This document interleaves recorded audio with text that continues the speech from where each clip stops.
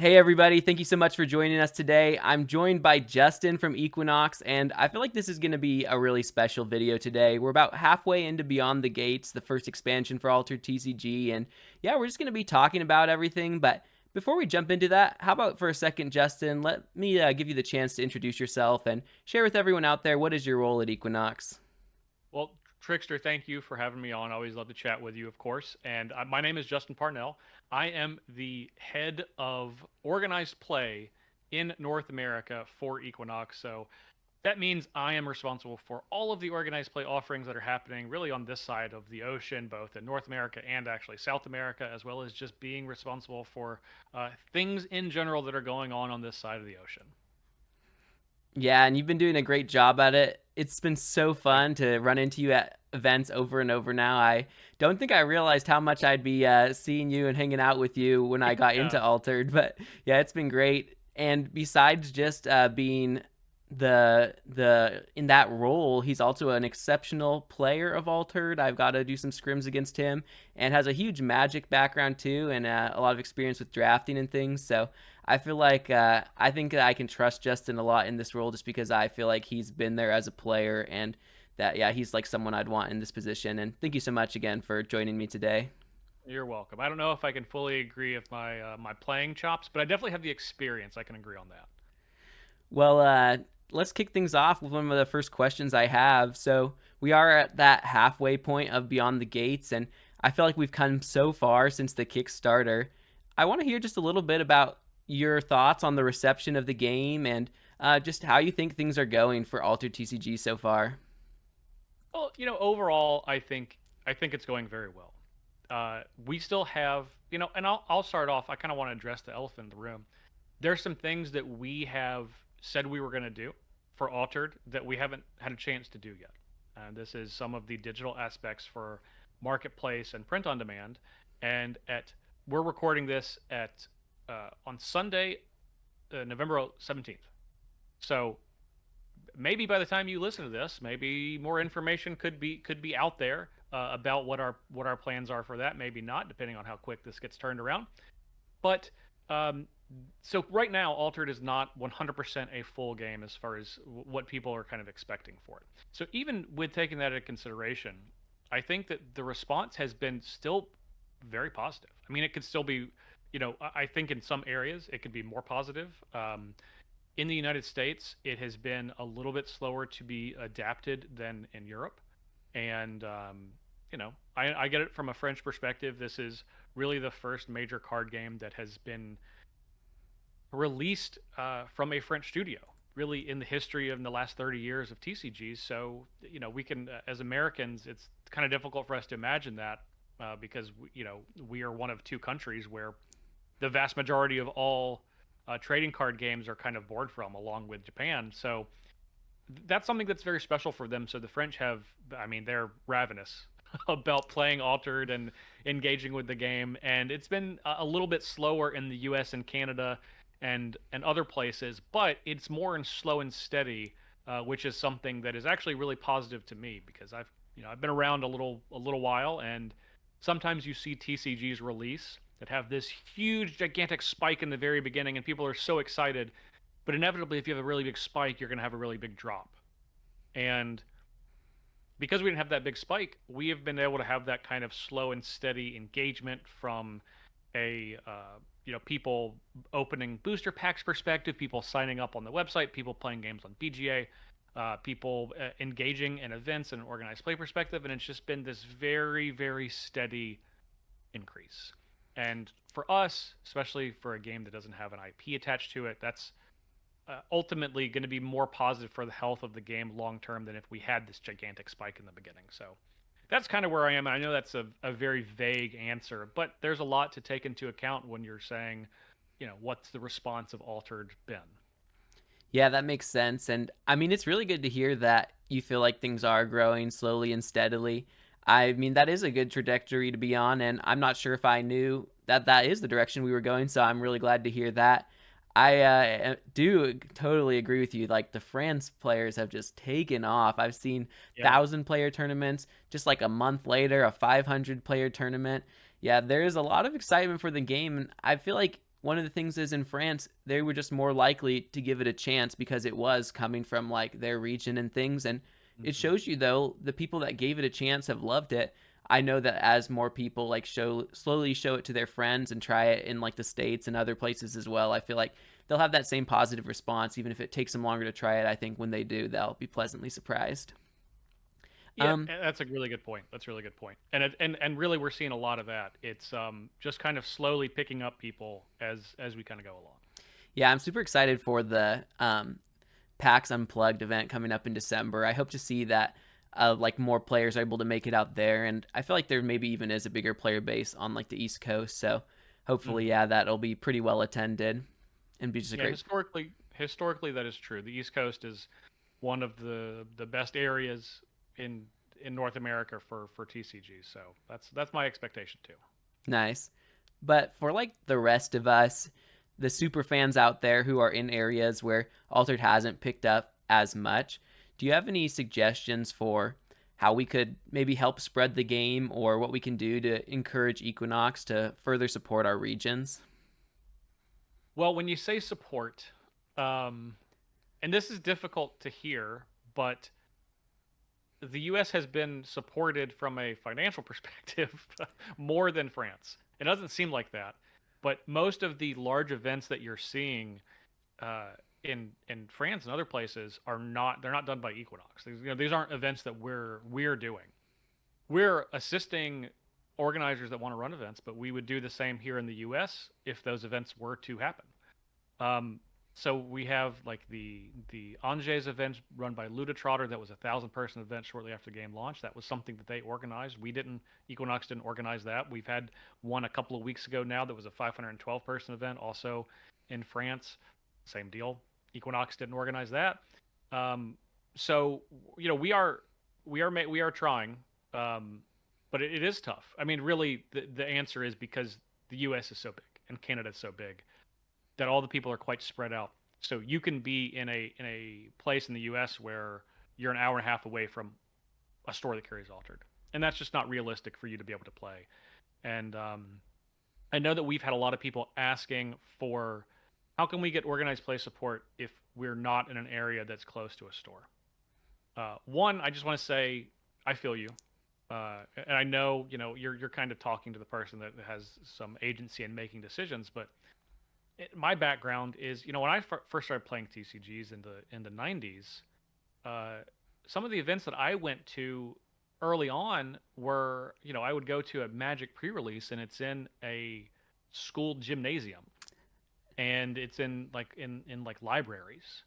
So I totally understand the need and how important it is to grow. And I wasn't even in a small city. I was in a city with 300,000 people, but I understand how important it is to need to grow outside of just the strict um, LGS kind of focused area.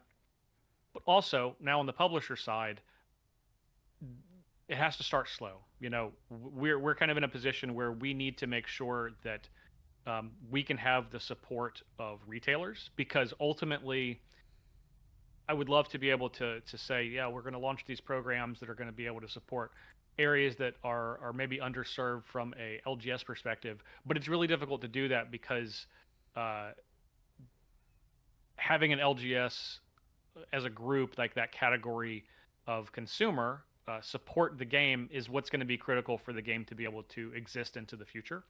So it's not a never. It's just a those type of things need to happen slowly. So for people that are to kind of answer your question, the initial question, that are in areas that maybe have a little bit harder time playing Altered, your voice as someone who is a consumer of your community is more important than my voice to your LGS because I am representing Equinox. So if I, contact them and hey, we would love for you to run altered events and altered learn to play, they're like, well, of course they would because you're, fully biased. But if it's a consumer, someone that's in the community that's going to spend time and money in their store, well, that voice carries a lot more weight. And I know people are going to have the response of, well, I've tried that. I've told my LGS I want to play altered. They're still not carrying it. For some, it's just going to take some time and getting more people kind of on that track of contacting stores and saying we want to build a community, we want to be able to run events, so we could get promo boosters and levels on our adventure pass. Um, it will probably just take some time. It will take some time because you have to have it worthwhile for a store to be able to do, and they need to know that there's going to be a player base to do it. So I really encourage you, and there's going to be some people out here that are listening to this that have probably talked about it online but haven't actually done it and haven't actually gone and talked to the owner or the manager of your local game store to ask them about Altered, and not just ask them if they have it, but say, hey, I would really like for you to carry this, and I think we can help build a community. That's really critical. It's really, really, really critical for you to do, and I can't express that enough. Um, you don't have to do that alone. Obviously, we are going to continue to try to find programs and systems that help promote those things in areas that are not quite as served as they are now. But again, it is going to be a process. And, in the meantime, you can always play on Board Game Arena, which is something that we're very fortunate that we're able to have. I know that is not the answer for some people that are really looking to engage in organized play from like a rewards perspective and get those adventure pass levels and get those promo boosters. Which look, I would want to too, and I do want to too myself as a player. So I totally understand. So I just asked, we're what 2 months in now from set one. Give us some time where we can try to build out these systems. Yeah. Yeah, that makes a lot of sense. And I think one thing that's hard with a Kickstarter is a lot of players get the product directly from like the company, and they kind of like miss that opportunity to buy locally. But I feel like, yeah, with this new expansion coming out in January, that's going to be a good opportunity where you can talk to your local game store like you were saying and say like, carry the product, we will buy it, and this time like actually you'll be ready to be able to buy it. Because it's hard for me, I'm like, well, I have so much Kickstarter product, I don't really want to go buy a bunch of displays. But this second time around, if you can buy locally, I Mm-hmm. feel like that's going to be a really good opportunity to build that confidence in your community. And if they see you buying the product, they're probably more likely to like trust that like, oh, you will come to the events and things. And even with like Right. acrylic tokens and some of these accessories that'll be showing up too that maybe you didn't get in the Kickstarter, just anything like that, if you can get it locally, I feel like that's going to be a great way to kind of help that the show that the community is strong. Yeah, it has to be a full ecosystem, and players are part of that ecosystem and spending their time and money because ultimately, um, as not fun as this is to think about, if you don't support your LGS, you won't have one. To, they will kind of stop existing if you're not able to do that. So Yeah, that makes sense. So with the trajectory we are on, I am curious. I feel like I don't know if anything was like officially stated, but there were like rumors or talk of a Confluence, which would be like a big mm, tournament in the US leading up to potentially even like a world championship type event. And from what I last heard, it sounded like that might even be as early as something like March for the US in the coming year. Is that something that we're still on track to have in this coming year, or how has like maybe that changed if you are able to talk about it? yeah, I can talk about it some. So this is I mean, we even had a conversation as recently as this past week about that topic. I can tell you that it is just based on logistics. Uh, you're probably looking at one of those events in the U.S. and one in France. Um, we wanted to do more, but it's something that we can't. Equinox can't do on our own. Like we need a partner with someone to do it. Um, and it's not that that's difficult, but making sure that we can get appropriate space and do all the things we want to do because we don't want to do it halfway. If we're going to do it, we want it to be a full celebration of Altered. So yeah, we're still working on the details to try to do that. I will say it won't be March. You're probably looking at the summer, so sometime between May and when Set Four would come out, which is September. So in that kind of time frame is when you should probably look for those events. Just from because again, from a logistic standpoint, like it wouldn't be done in time for March. So that's kind of where we're adjusting our timeline to. Okay. Yeah, that makes sense. And this just got me thinking. I don't know if this is something you know yet, but would it be likely that the um, two Confluence events would be held in the same expansion, or is that something where yeah they might even be spread out throughout the year? The answer to that question is it will be more important for us to be able to secure all of the non-altered logistics first.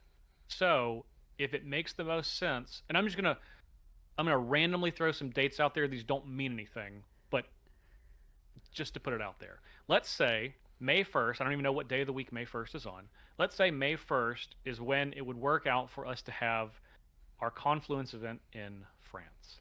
And then July 1st is when we would have the Confluence event in the United States. Well, it is very likely that between May 1st and July 1st that set 3 will be released because we're targeting May as that time. So, in that case, it would work out that it actually would be two different formats. Now, again, that's not the intent, but it's really just if we have some options and we can line them up so they're the same format, that would probably be ideal. But that's not a guarantee at this point. Yeah, yeah, So that's totally really not. I don't. understandable. Yeah, I don't really have a concrete answer, but that's just the reality of how event scheduling works in every industry. But and this one's no exception.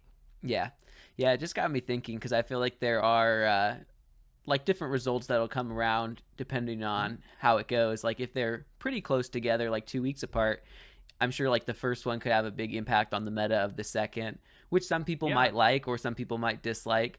Or Right. two, if it's just like if one's really close to the beginning of an expansion, it'll be a very different experience than if it's at like the very end of an expansion. But I Mhm. don't think that any of those are necessarily better or worse than the other. It's just Right. maybe something as a player that I was like, oh, I just want to Yeah, start different thinking about it. considerations. Yep. Yeah, you might have a deck that you think is under the radar, and then someone plays it and does well in the first one, and your spot gets blown up, and you're Mm-hmm. like, well, now what? Now is this deck as good as I thought? Now that everyone is aware of it, yeah, and that's just metagaming, for every game that happens. So, uh, exactly what you said. It's not better or worse. As a player, from a competitive standpoint, it's just something you have to take into consideration. Mm-hmm. Absolutely. And speaking of a deck getting blown up, I mean, recently we did have the first errata of Altered, and I heard about that. it's pretty fresh, I feel like, still.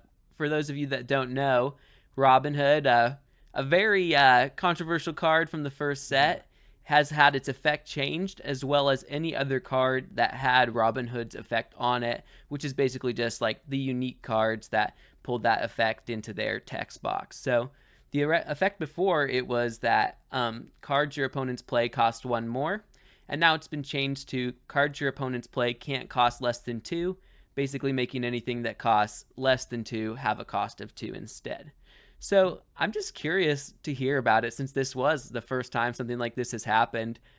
I feel like a lot of players were waiting for this for a long time, but I'm curious from the inside, how was it like for the team and when did you decide or how did you decide that you did need to make a change and maybe what's like a little insight into that process or how that went about? Sure. I'll start by saying this is more of a game design story than it is an organized play story. Mm-hmm. Um, I was involved from the outset, but uh, game design was really they really took the lead on answering the question of how do we address this. So early on, um, and I will say like by the game's launch, we identified some cards, including Robin Hood, that we're like, well, these are things we need to watch for a multitude of reasons. And this is also the part in uh, this video that I will encourage people to stop and go read our article on the changes that we made to Robinhood right now because it does a really good job at outlining the the what, the when, and the why of that. So if you haven't read that, I encourage you to do so. Now that you're back after having read it, something that was really important to us, and actually I'll state it pretty clearly. The most important thing is actually not was not the competitive nature of Robinhood in the metagame.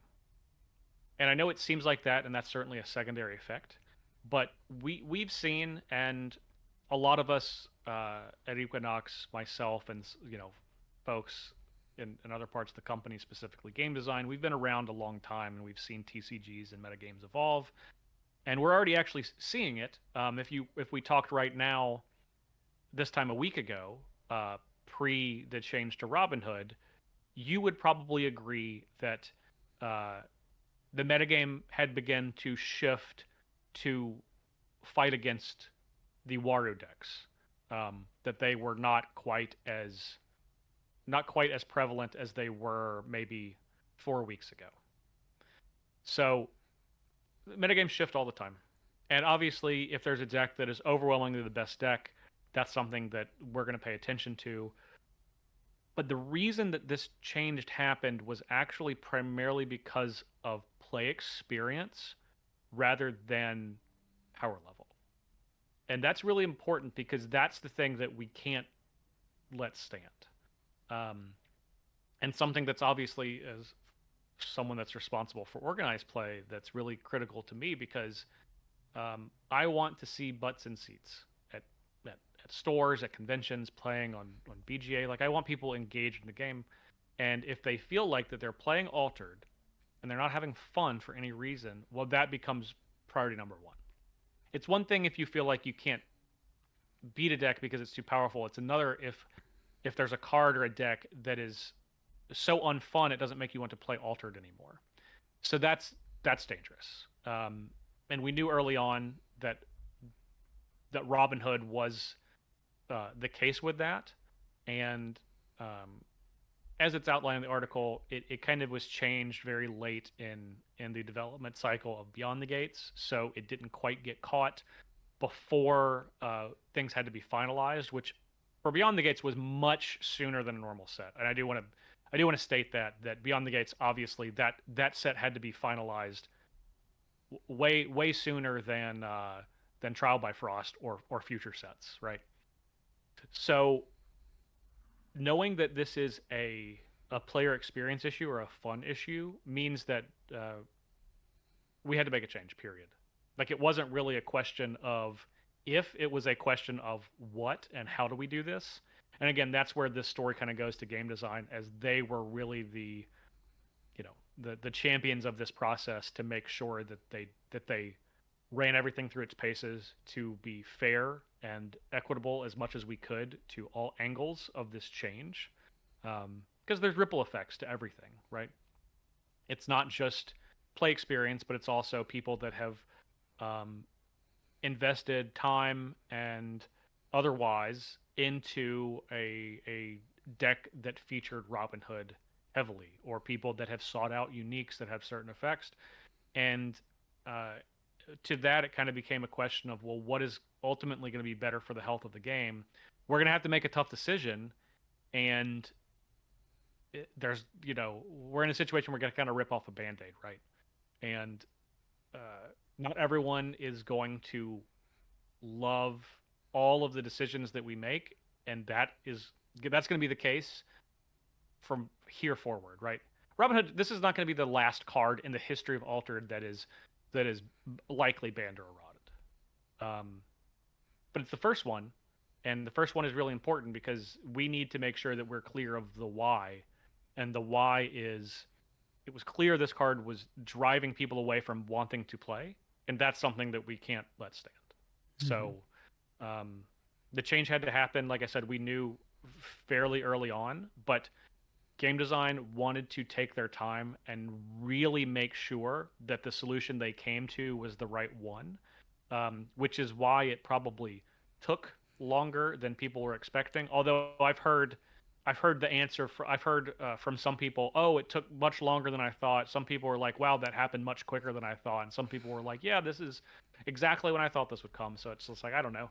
This is just,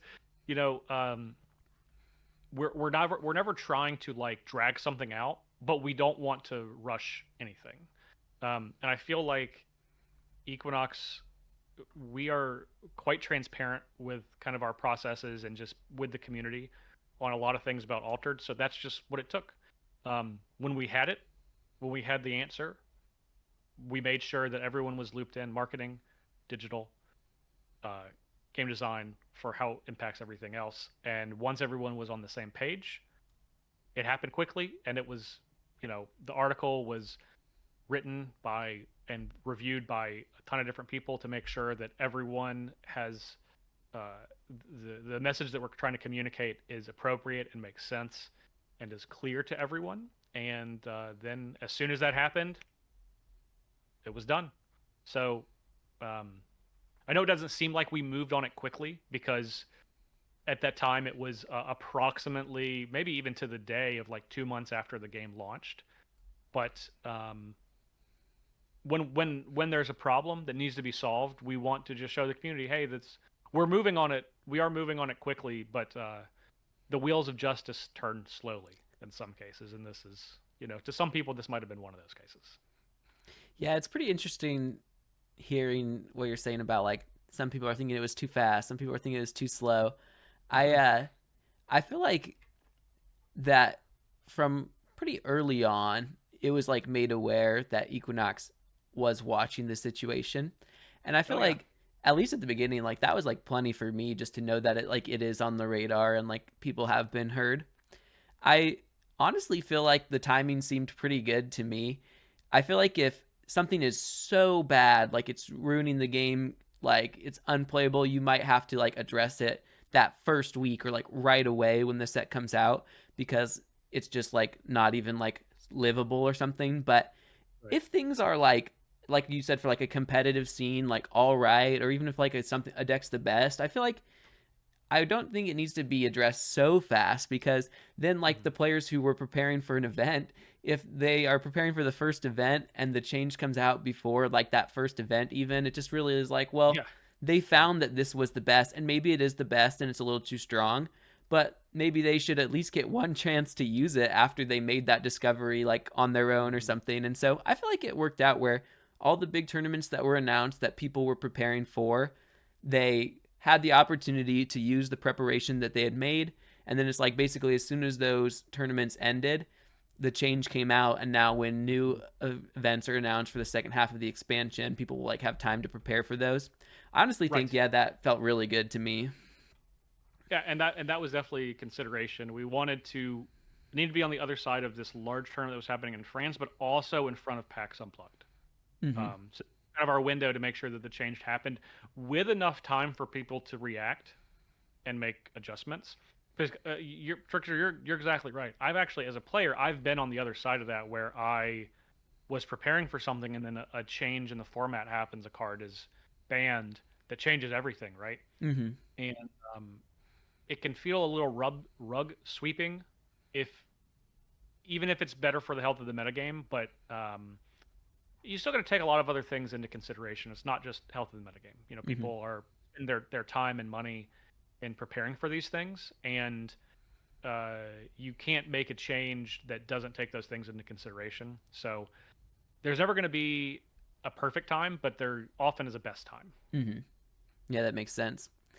I played a lot of online games where it's a lot easier to make some of these changes too because it's like as soon as the announcement's made, it automatically affects your collection. And I love seeing the digital aspect of Altered and how that is integrated with the Mm-hmm. physical because the announcement was made and I didn't even have a chance to go play like the old Robin Hood online before like it That was was already fun. all updated there. And now on Board Game Arena you can use like that new version of the card and experience that meta immediately. So I appreciated that a lot. And I honestly think with like a 4 month set that having a change kind of in the middle, like of the like 2 months in, a little bit of a balance change is maybe even just like an exciting way to get people Mhm. rethinking like the meta and diving like back into the game for the remaining 2 months.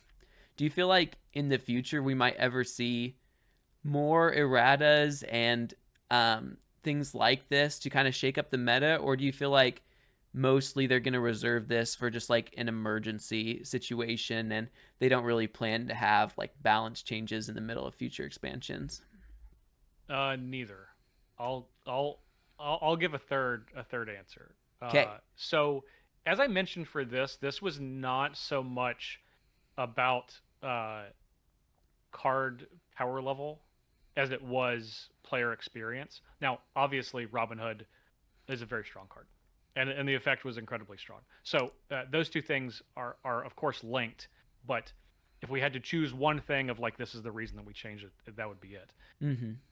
But to answer part of your question, will there be things like this that happen in the future? I would say yeah, of course there will be.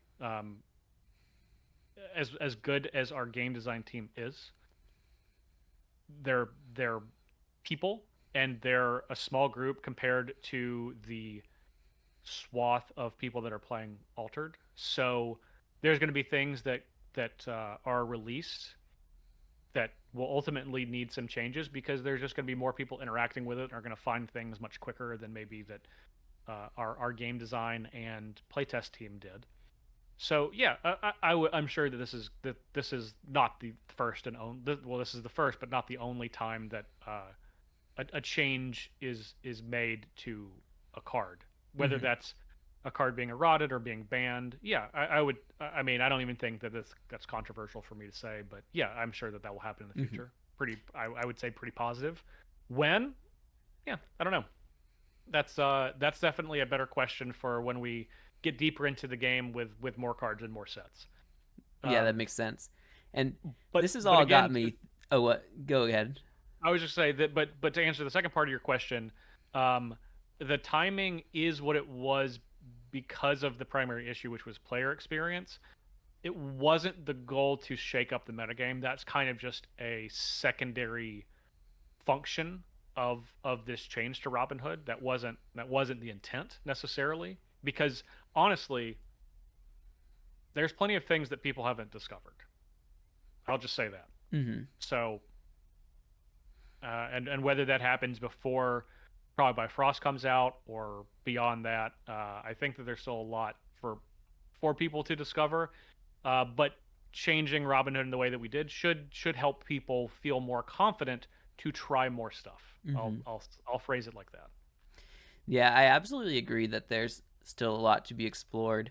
I feel like with the 18 heroes, there are some of them that the last time I was really playing them heavily was on like third party stuff like Exalted before the release of the Mm-hmm. expansion. And it takes a while to get through everything. I think, especially with the unique one of a kind cards in the world, I think that just slows down everything a little bit for the game because it can take longer to put a deck together and like find the cards you need than in another game where you can just buy every card in the set on day one. And so, yeah, as like people find a new unique, I definitely think that could just get them thinking to make like a whole new deck, and maybe that deck even existed before but the inspiration could just come later because of that setup. I Oh yeah, absolutely. am curious, this Okay. is maybe probably less of a question and more even just my brain's just running around, but Okay. has the team ever thought about the option of buffing a card and eradicating it to make it stronger? And the only reason I throw this really out there is I feel like with the new IP, we just fall in love with the characters, and like there are certain Yeah. cards where you can tell just from the art and the story they feel like they're supposed to be Mm-hmm. a really important part of maybe like the game or like their hero's deck. Do you think they would ever buff a card or like show a little love to something that they I don't know, just want to be able to be like a bigger part of organized play instead of maybe just like printing a new stronger version, but actually maybe going back and retuning a card? I will say this is definitely a game design question, and not as much for me on the organized play slash marketing side. Mm-hmm. But I mean, I don't. I wouldn't say no. I wouldn't say that that's not possible. Um, you know, again, that's like if you can get a game designer on here and ask them, they'll probably give you a more satisfying Mm-hmm. answer than me. Um, but yeah, I mean, there's the thing that I love about Altered personally, just as a player, is every card for the most part. I'll put a little asterisk on that. Just about every single card is playable in Beyond the Gates, um, by name. Now you might not play, you know, uh, the rare version of Ortus Charge, right? You might just always play the common version, and you might, never play the common version of I don't know, another, I don't know, just some other. You Bravos might never. Bastion. I don't know. Yeah. So it's right, but you're all, but like pretty much every card, whether the common or the rare version, has a home somewhere. But there's a couple of exceptions. I think there's like 3 cards that I've just never put into a deck. But that's a crazy small number, right? So would I love for there to be a situation where like Ride the Bifrost was a little bit better? Yeah, because I haven't played with that card. I've put in a couple decks and that quickly comes out. But yeah, so maybe I think that would be cool. But it's like a with infinite time and resources. I would say the answer is yes. But considering uh, how much time it takes to appropriately do something like that, are there going to be bigger fish to fry for our game design team with everything that they're responsible for? Also, probably yes. So, like I said, they'll have a better answer than you, or than I would for you. Hmm. Yeah, absolutely. Maybe in the comments, you guys can let me know if you would be interested in me doing another one of these and trying to get a game designer on here, or if there's like anyone else on the Equinox team you'd want to hear from. What card would you want to be buffed?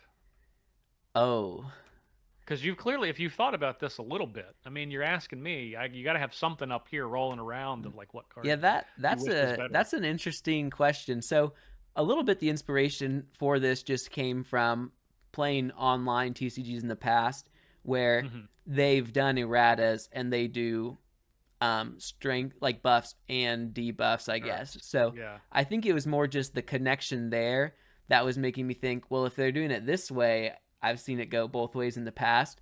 But I mean, immediately coming to mind, I wish possibly, and I think this card, one of the things too is future sets can essentially like make a card stronger.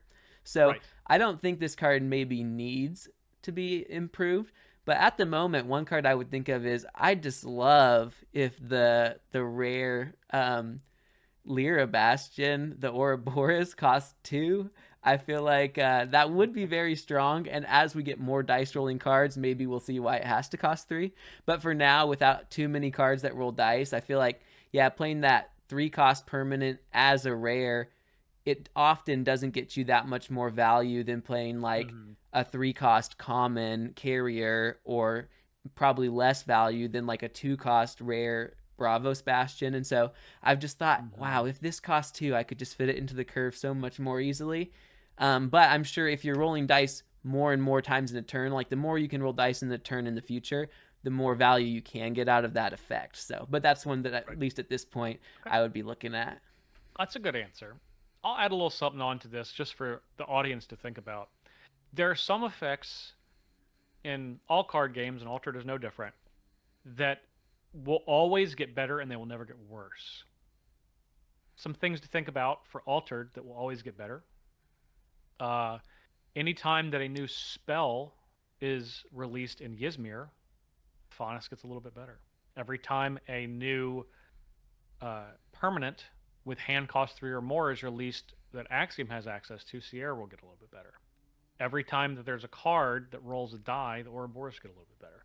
So there's a lot of these little things that are just like they're very open ended. So as you continue adding stuff, maybe you don't get 5 cards every set, but you get one or two. You get one or two. You get one or two, and then after a little while, you look back and you're like, wow, this card is quite powerful. It's much better than I thought in the set that it released in.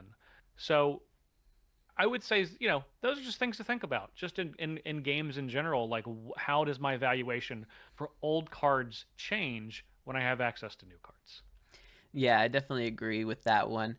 And I think it would be pretty hard to say a card that could never get better in the future that isn't designed like the way you're saying, because I've seen Hmm. in some games it's like like some cards they'll literally print like a spell that says summon this card from your deck or something, and it's like, well, now that card's good again just because of the other one. So it's like Yeah, there's yeah, pretty you never much know. infinite possibilities for the future, and that could always, yeah, bring something around that Hmm. doesn't get to shine at this point.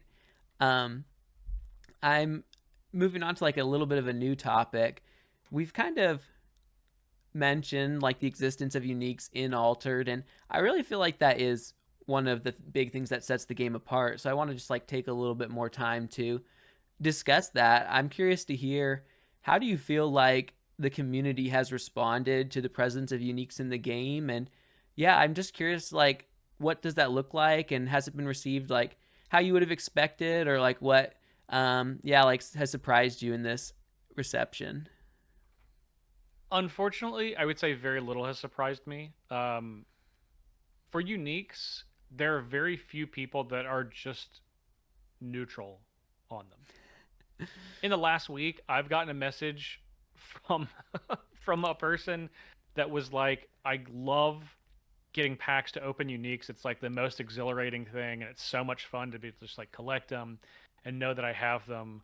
And it's like my favorite thing about Altered." And then like the day before, I got a message that's like the uniques are ruining the game. They're the worst thing that anyone's ever thought of. So it's just like they're very they push people in two very strong directions, right? Now, there's way more people in the first camp than there are in the second camp, in my opinion.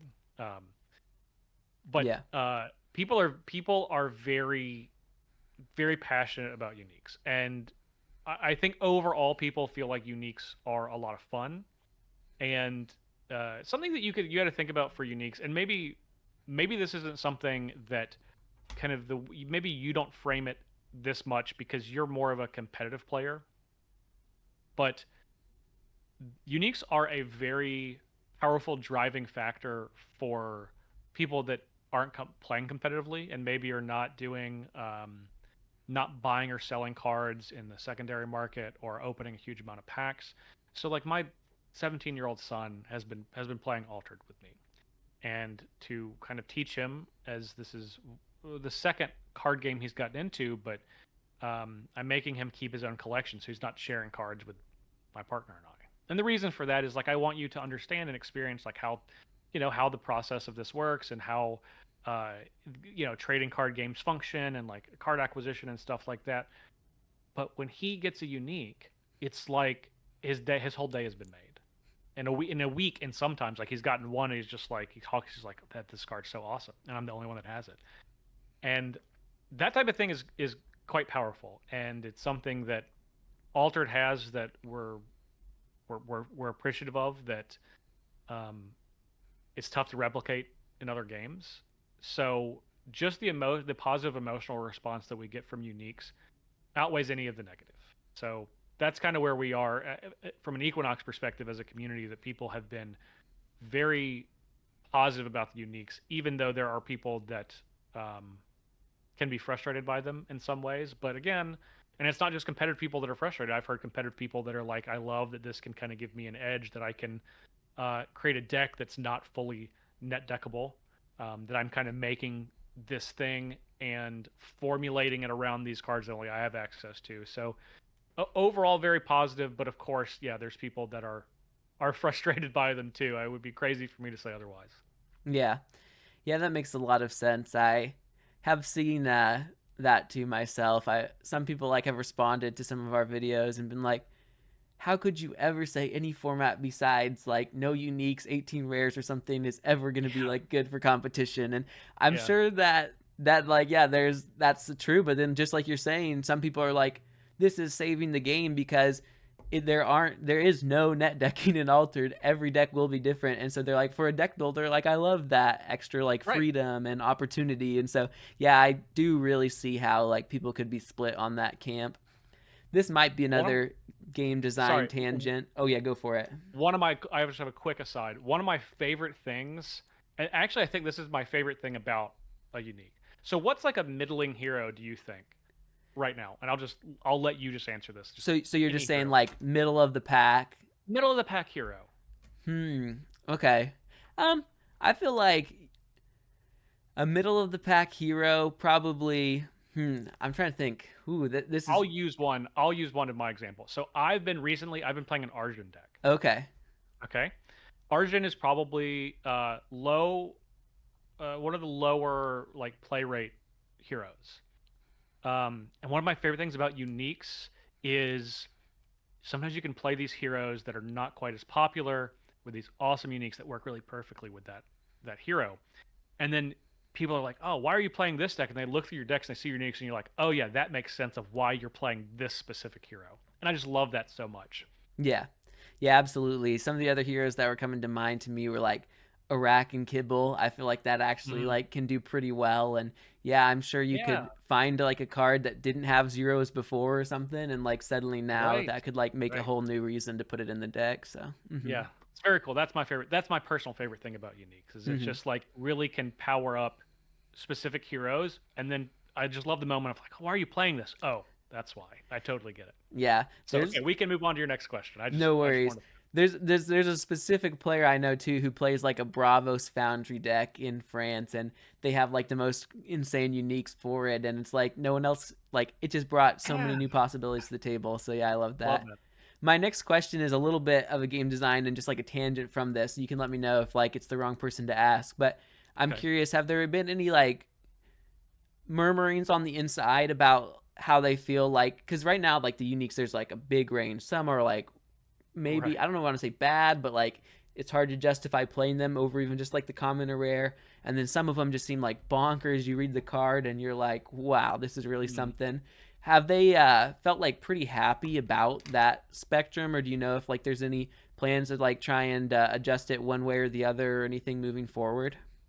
Definitely a game design question. They Yep. can provide much more insight. I mean, one of the folks on our team is they're primarily focused on uniques, Mm-hmm. and it's a very very difficult job.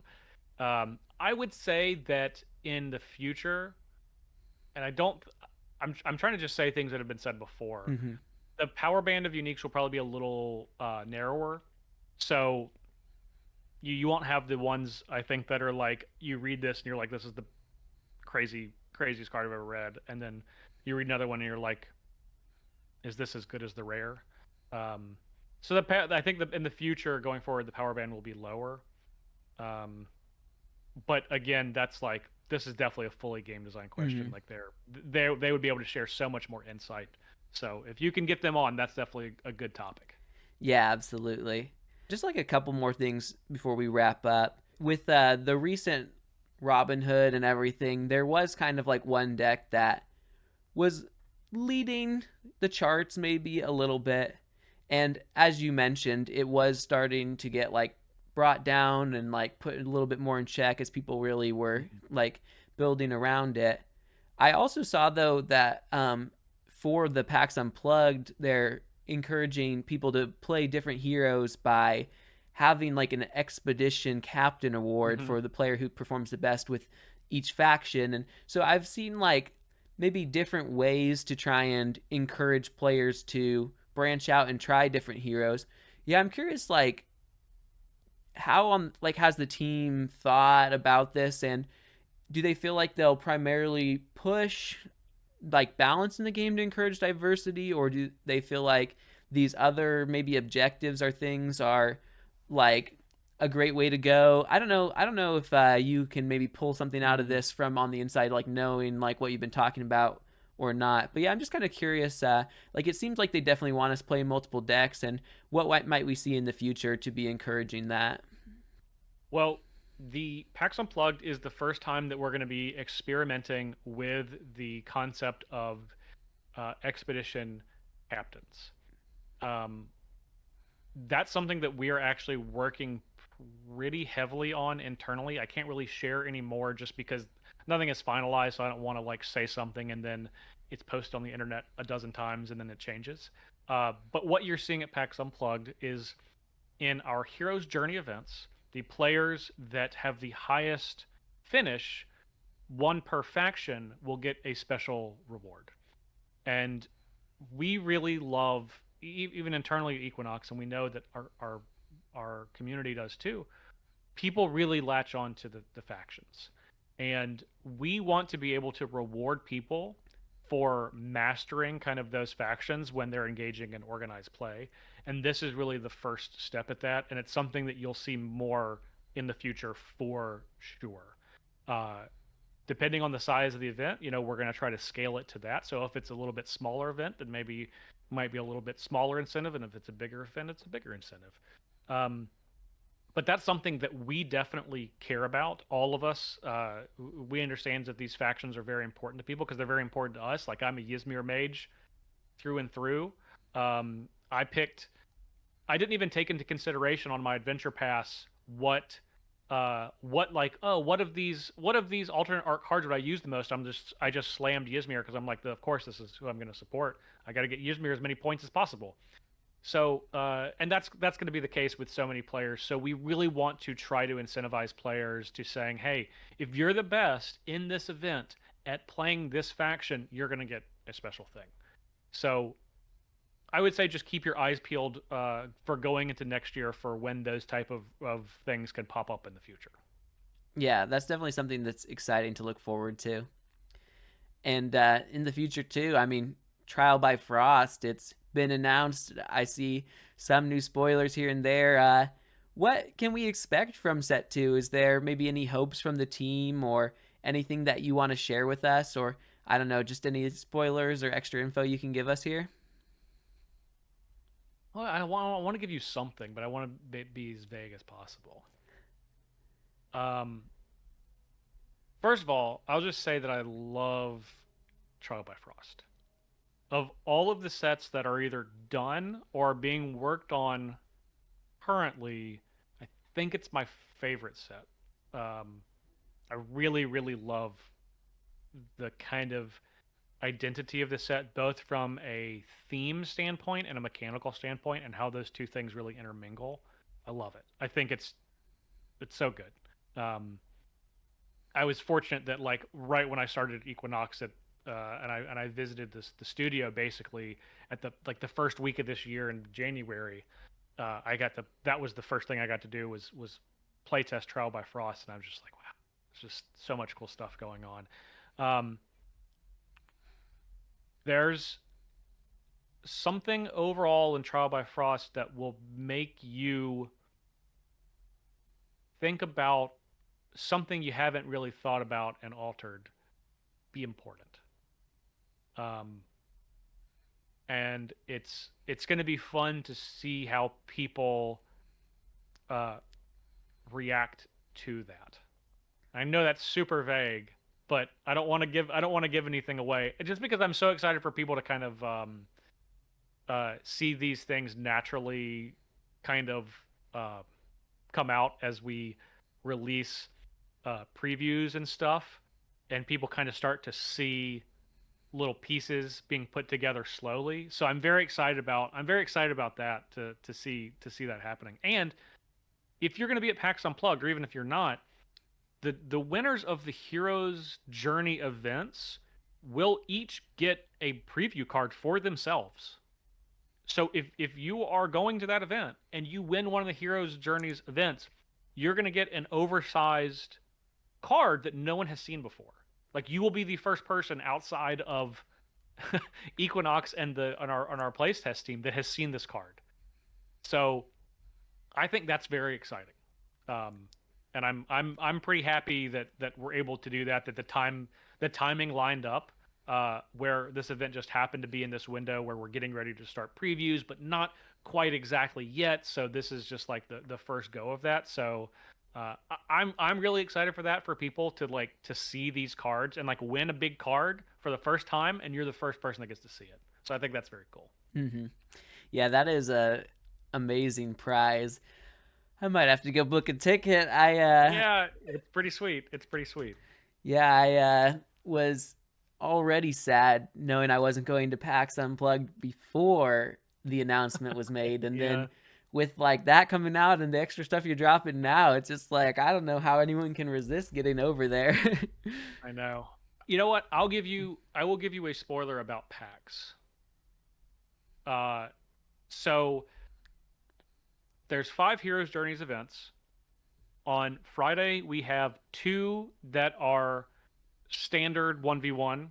Both of the winners will get a preview card. Saturday morning, same thing. Saturday afternoon is a 2v2 event where both of the winners will get one. And then Sunday is uh, another one where the winner will get one. So that's 6, one for each faction. But there's going to be a 7th card you could possibly win. And you're just gonna leave it there.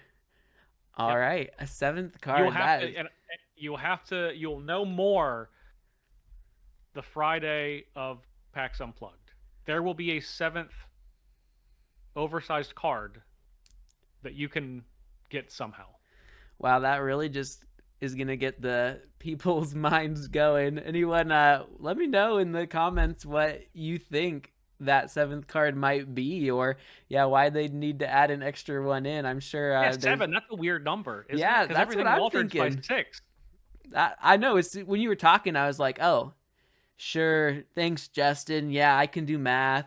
I'm like, two people win this one. You're gonna just tell us there's Yeah, you're one of like, each. But no, you kept going and you put that seventh card on there. Yeah, I'm thinking right there's a now. 7th card. I'll put my thoughts in the comments too. Definitely let me know what you guys think that might be. I'm even Yep. more excited now to see what's And this coming. is the first time we've said this. So this is the scoop. This is your scoop. This is the There's scoop. there's this is Yeah, the scoop. thank you so There's a much. 7th card. We have not said how you can get it, or what it would be. The other 6 cards are there's one per faction. I'll tell you that. But I won't. There's a 7th card, and it's not by winning any of those events to get it. Well, this is definitely huge. If any of you in the audience were thinking about getting that ticket to PAX and you haven't yet, definitely make it happen. Uh, to wrap these things up, though, we've got a lot to look forward to, but I am just curious as well. What's your favorite memory so far from Altered? I'm sure you have a lot of things that you've really enjoyed and like powerful memories you forged, but is there any one thing or two things that stood out you'd love to share with us? It's tough to narrow it down. I'll give you three three that come to mind. Um, my first one is just Gen Con in general, because it's the first time that I got to see people outside of like roadshow events like play Altered like for real, like not with the demo decks. And that was really special because it kind of made made it real. It's just this thing that everybody's been working on and pouring themselves into, and seeing people actually playing Altered at Gen Con was very special for everyone. Um, so that's one. A second one is at a roadshow event that I actually, because I like was the person that demoed in a couple of stores, a few stores that I had a pre-existing relationship with, and I had one where I did a demo, personally taught a 81-year-old woman to play. And she had actually been playing TCGs for 30 years. She started playing Magic with Alpha. So she had been playing, and she started playing with like her kids and her grandkids. But she's just been a lifelong, well, for the last 30 years of her life, a TCG player. And of course, I'm not excluding anyone from being happy to teach them and tell them about Altered, but that's not someone that you would assume plays TCGs, but she does. And she played Altered and then shared her thoughts about it and then compared it to all this other stuff. And of course, to no surprise to anyone, she was super knowledgeable about everything. And it was a wonderful conversation. And then immediately after that, I taught a 7-year-old girl how to play Altered back to back. So I was like, wow, this is pretty special. And this is just like a little microcosm of like what this game can mean to people, is that you have two people from an age perspective on the two extremes that are playing. Um, and that's pretty awesome. That was just a really, and it was just, that was kind of unique to me. Like, it wasn't a thing that was happening at this big event. This was just a demo event at a store that I got to be there and taught these two people back to back. And then I would say the third thing that kind of has stood out. How do I want to narrow it down? There's so many. Um, the third thing, honestly, and this is a little bit of a cop out, but preparing for PAX Unplugged, because this is kind of like the first like special thing that we'll be doing. And I've worked very hard on it. Like, this is something that I've put a lot of my personal effort into making this event as cool as it can be. And I kind of like when I have to work within some constraints. Like, I only have a certain number of seats that I have access to that I can have people playing Altered at PAX, and have to work around these things. And I'm like, how can I make this event as cool as I possibly can? And even though it hasn't happened yet, I'm positive that all of the work I've done is going to be successful. So being able to see that and juxtaposition that compared to Gen Con is going to be really cool as well. Because I really want, obviously, like, even though it's obviously my job too, but like, I really want to grow Altered in the United States. I'm an American. I'm the only one on the team. So it's like, I want more people to play this game, and I want people to see the game for how awesome it is. And I think this is going to be a really great step towards that. Mm-hmm. Yeah, absolutely.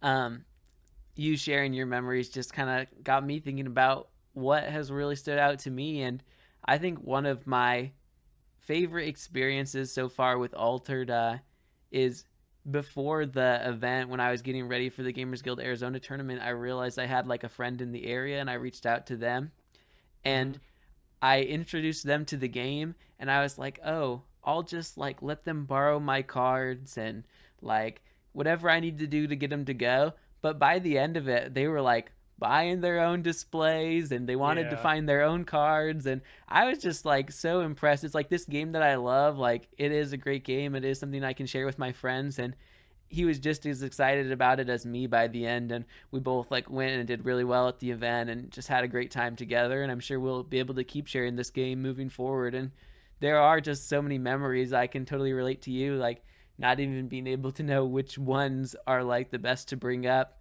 Yeah. I We're just 2 months into this first expansion, and I mean, maybe it feels like it's been a longer journey for those in the Kickstarter, but Mm-hmm. that'll just make it seem like just such a short time for this next one to come comparatively. I mean, waiting for Right. expansion 2, that'll just be like you'll blink and it's there compared to the Yeah. Kickstarter. But there's such a big future for Altered, and I'm so glad we got to just kind of talk about it today. And yeah, thanks again, Justin, for being on here.